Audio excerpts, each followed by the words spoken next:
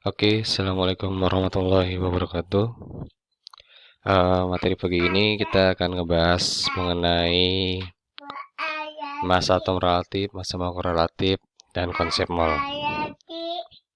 Ya, sebelum kita masuk konsep mol, kita akan masuk ke massa atom relatif dan massa molekul relatif.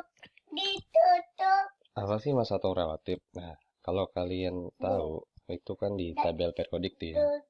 Di tabel periodik itu ada nomor atom, ada nomor massa, ya kan? Nah, yang dimaksud dengan massa atom relatif itu adalah ya nomor massanya. Misalnya, eh, magnesium mempunyai nomor atom 12 dan mempunyai nomor massa 24. Jadi jelas massa atom relatif dari magnesium adalah 24. Contoh lainnya misalnya ada karbon mempunyai nomor atom 6 dan mempunyai nomor massa 12. Jadi, apa kira-kira massa atom relatifnya? Nah, benar. Jadi massa atom relatif dari karbon itu adalah 12. Oke. Itu simpel dari istilah dari massa atom relatif. Nah, next kita jadi massa molekul relatif. Massa molekul relatif itu siapa sih? Nah, namanya juga massa molekul. Perbedaan atom antara atom dengan molekul adalah ketika atom dia adalah sendiri, ya. Molekul dia berikatan. Jadi, sudah jelas, ketika saya bilang atom berarti contohnya ada cuma karbon, oksigen. Ketika saya bilang molekul, contohnya adalah H2O, CO2, NaOH, NaCl. Kita contoh, misalnya massa molekul relatif dari CO2. Oke, CO2. Di situ di CO2 itu terdiri ada unsur C dan ada unsur O. Makanya untuk mendapatkan massa molekul relatif dari CO2 tinggal di jumlah massa atom relatifnya. Massa atom relatif C 12. Massa atom relatif O 16. Oke. Tapi ingat hati-hati, di situ ada jumlah O-nya sebanyak 2 kali. Maka dari itu, massa atom relatif O yang tadi 16 dikali 2, jadi 32. Jadi ketika dijumlahkan CO2, 12 tambah 32 sama dengan 44. Itu adalah konsep dari massa molekul relatif.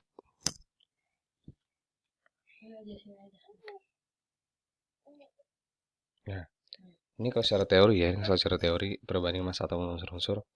Di sini AR unsur X, massa rata-rata satu atom unsur X per 1/12 massa atom C 12. Oke. Patokan kenapa C12? Karena dianggap paling stabil ketika ditemukan untuk dibandingkan dengan unsur-unsur lain. Ya secara teorinya, tapi secara perhitungan untuk di kimia tadi yang sudah saya jelaskan di awal. Yang kedua MR, ya kan tadi sama MR. MR itu massa-massa rata-rata 1 per 1/12 massa atom C. Jadi intinya ketika di sini konsep pada intinya adalah MR itu adalah jumlah dari AR atau jumlah dari atom relatif atau massa atom relatif. Oke. Sampai sini semoga paham untuk konsep AR dan MR karena sangat simpel. Kita coba ke soal.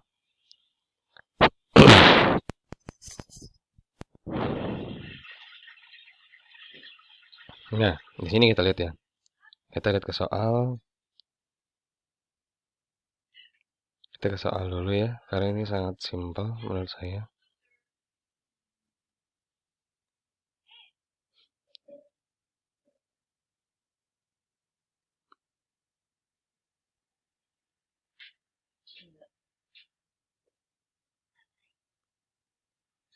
Sambil saya mencari, karena kebanyakan di buku langsung membahas hubungan langsung ke konsep mol, tidak menjelaskan AR sama MR. Nah, kita lihat sini ya. Kita lihat di sini. Yang sama tadi saya bilang CA AR-nya 40, Fe AR-nya 56 dan Al aluminium AR-nya 27. Oke ya. Jadi misalnya H2, misalnya H2. Misalnya H2 ya kan. Di sini kan H2 AR-nya 1 dikali 2. So otomatis maka MR-nya atau massa molarnya adalah 2. Kita ke oksigen ya kan. Kita ke oksigen. Di sini ada oksigen ada 2, ya kan. AR dari oksigen yaitu 16. Maka dia di sini ada 2 dikali 16 sama dengan 32. Next. Ini beberapa contohnya, kita langsung yang kompleks. Misalnya ada CH3COH. Nah, lo gimana tuh? Sama seperti konsep sebelumnya. Kita lihat aja. Di sini ada berapa banyak atom C? 1, 2. Maka di situ tulisnya 2 dikali AR-nya 12. Ditambah hitung lagi yang lain H ada 1, 1 2 3 4 berarti ya. 4 dikali air H1 dan selanjutnya oksigen. Oksigen ada 2 jumlahnya dikali airnya 16. Jadi totalnya ketika jumlah MR-nya atau massa molarnya adalah 60 gram. Oke ya.